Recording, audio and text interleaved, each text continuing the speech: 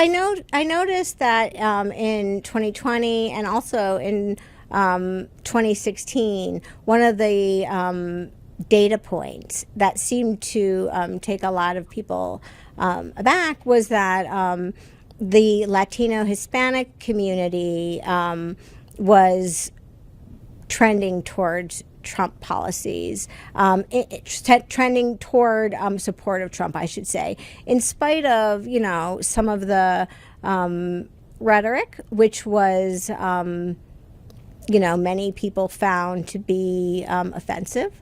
And so at that time, a lot of the political analysts talked about the fact that the Latino Hispanic community was sort of saying we're more than just our race, right? Like it may be that there's some stuff that we don't like, but we're also entrepreneurs and business owners, we're professionals.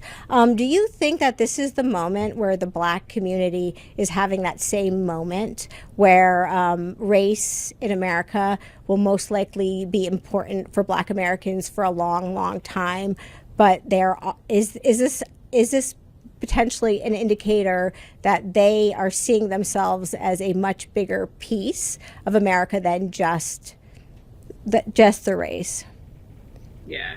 I think that Black voters have always seen themselves as much bigger piece than their race, that we are a nuanced community, right? We have different interests, we have different values.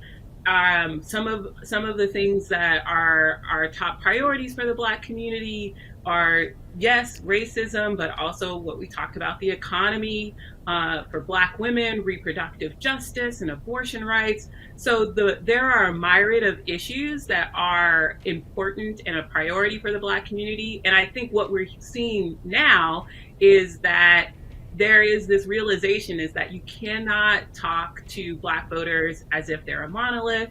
You cannot assume that you can just show up a couple of months before election day and knock on their door and they're going to show up, but they actually need to be persuaded. They need to understand how particular candidates are going to be responsive to their communities and their issues in a very nuanced way, and not in a stereotypical generic way that one might think that a Black voter might be responsive to. And so I really think that is I think it has always existed, but I think the polls are forcing candidates and campaigns to be responsive to that, especially with a lot of young voters really are more open to like looking at what their different options are come November. Yeah. So we're out of time. I want to thank you for being here with us and making us a little bit smarter about what's going on with the Black vote and the Democratic Party.